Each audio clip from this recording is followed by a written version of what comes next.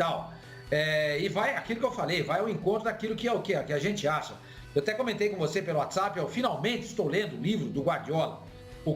É um negócio impressionante, veja, a obsessão dele pelo futebol, o que o livro conta. O Jorge Jesus é a mesma coisa, o Sampaoli idem, o André Vilas-Boas também.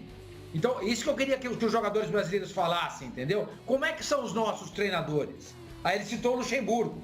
Eu gostaria que ele citasse mais alguns, se é que tem. Mas o que a gente nota, lendo o livro do Guardiola, escutando esses jogadores falar, é que os nossos treinadores trabalham pouco. Trabalham muito pouco.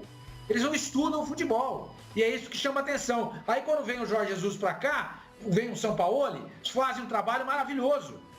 Quer dizer, não são todos, né? Óbvio que o fato de você ser europeu ou ser estrangeiro não significa que você está entre os melhores. Não, você tem que ser estudioso. Mas a vontade de estudar, a determinação, o apreço que eles têm pela profissão é uma coisa que a gente não nota aqui no Brasil.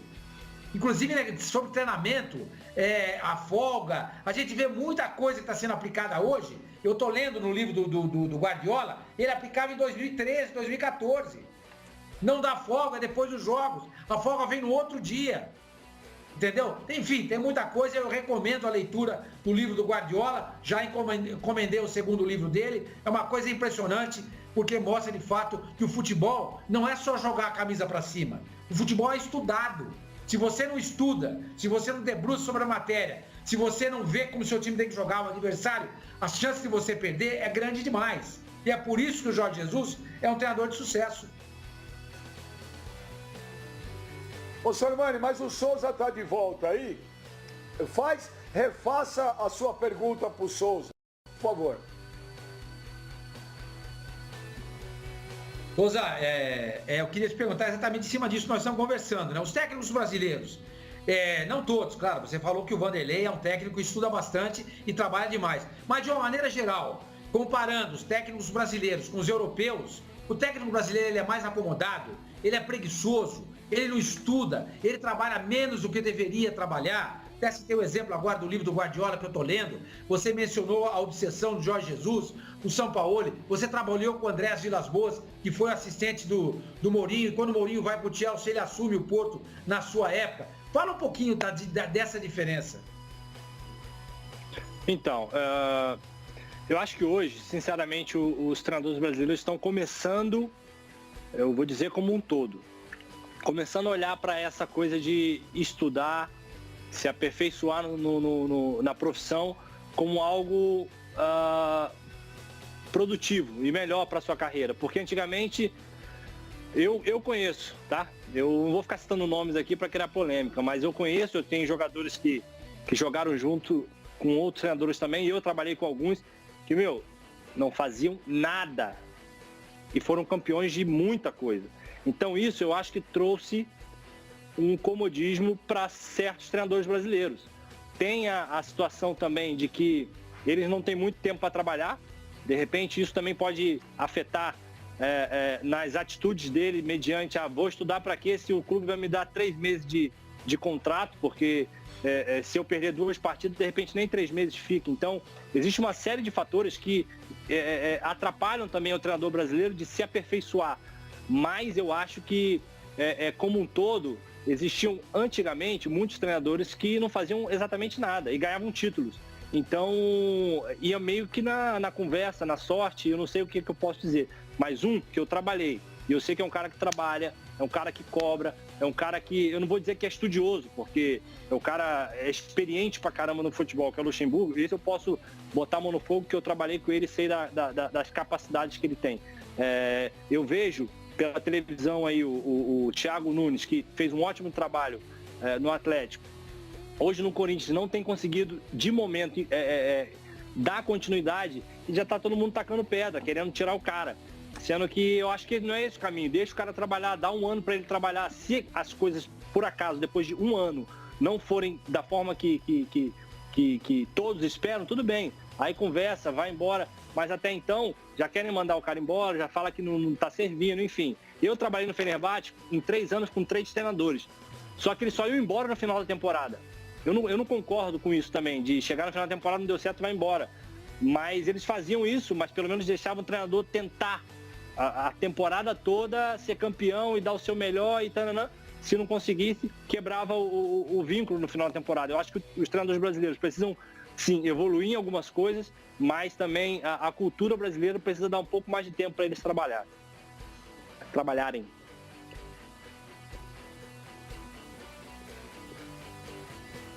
Quer comentar, Sormani? Você queria falar mais aí? Então, eu acho que o Souza está sendo muito claro, inclusive ele está escancarando aí a situação do futebol brasileiro. Ele até falou, os treinadores brasileiros, ele falou assim, não todos, eu até anotei aqui, estão começando a estudar.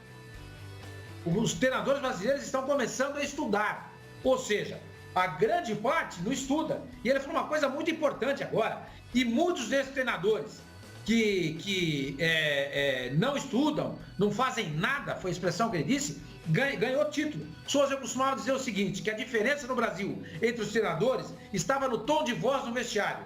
Tem os que gritam mais e os que gritam menos. Para mim, essa era a única diferença. Então eu queria te perguntar mais uma coisinha. Você pode citar pra gente, não precisa citar quem você não gosta, mas os caras que você trabalhou aqui no Brasil e que estão num nível, num padrão europeu? Você falou do Luxemburgo. Tem mais alguém? Eu particularmente trabalhei no Vasco. Quando eu trabalhei no Vasco, eu trabalhei com muitos treinadores. Foi Celso Rotti, Mancini, o Antônio Lopes. Era em 2008, 2009, essa época, 2010. É muito antigo, é difícil pedir que eles tivessem um padrão europeu. Mas já no final, eu trabalhei no Grêmio com o Luxemburgo, depois com o Renato.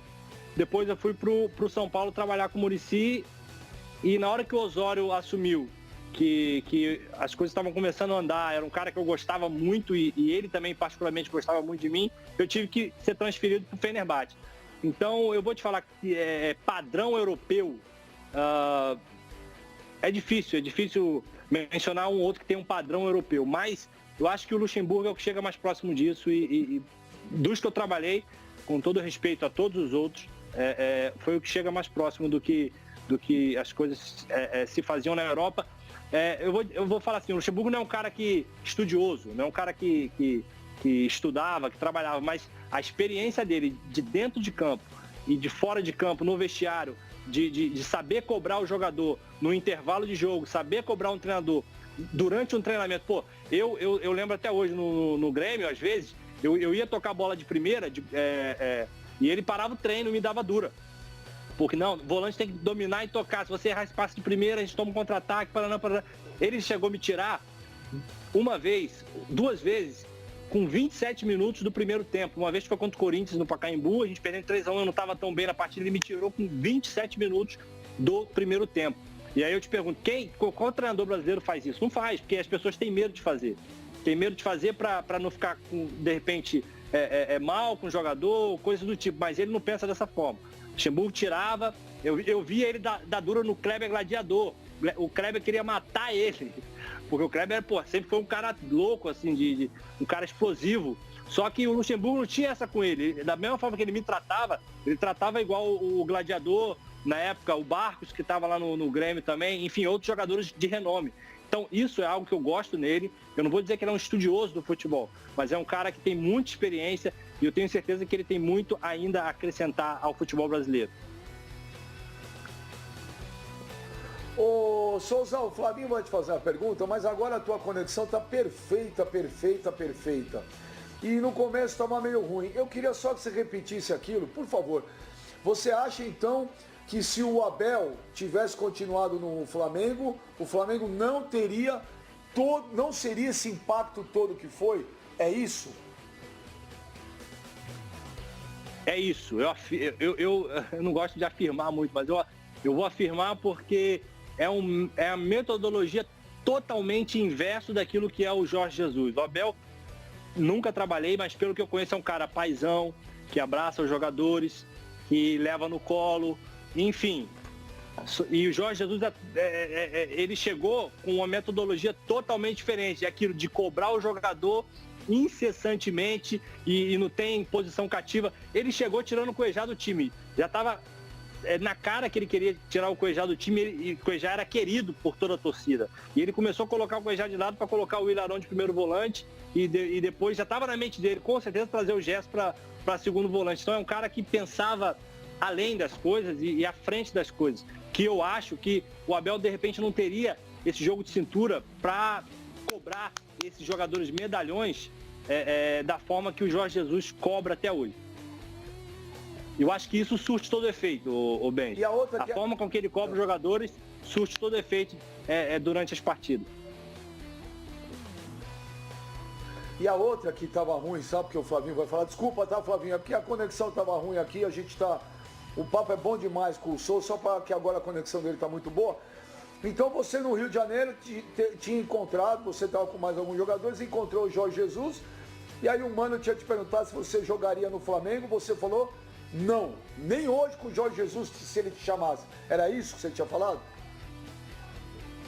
Sim, eu falei, não é a primeira vez que eu falo isso, eu tenho certeza que os torcedores do Flamengo vão encher meu Instagram dizendo eu não te quero aqui, o Arão é melhor que você não serve pra gente, porque fizeram isso das outras vezes. Só que é algo que para mim é indiferente. Eu tô falando que, pelo respeito que eu tenho ao Vasco, e por eu não precisar hoje, graças a Deus, e eu não julgo aqueles que precisam, ou que, como profissionais, quiseram mudar de time para um maior rival, enfim, cada um tem a sua opção, mas eu acho que na minha opção não tem necessidade de fazer isso, porque, como eu vou repetir, foi o clube que me deu escola, comida, casa, e me ensinou a ser o homem que eu sou hoje, então não tem necessidade nenhuma de trocar. E aí não vai questão de qualidade, se eu jogaria ou não no Flamengo. É questão de que eu, por opção, eu prefiro, quando voltar ao Brasil, tentar representar a camisa que eu tenho um carinho muito grande, que é o Vasco da Gama. Independente da situação que ele esteja. Cacete! Porra, Souza, que baita entrevista você tá dando, rapaz, aqui no Twitter. É lógico, que nem você falou, o torcedor do Flamengo tá te xingando de cima a baixo. Em compensação, tem muita gente elogiando o Anísio Almeida aqui. Que bela entrevista do Souza, sensacional. Tem lá, Souza volta pro Vascão. E os torcedores do Flamengo querendo, óbvio, né, comer você com maionese e batatas. Mas é isso aí, Souza, tem que ser sincero. Flavinho, desculpa, Flavinho, viu? Eu quero pedir desculpa pro Flavinho ter te deixado aí, porque tivemos esses problemas, Flavinho. Mas tá aí o Souza vai ficar com a gente hoje até 10 da noite, Flavinho. Tamo junto.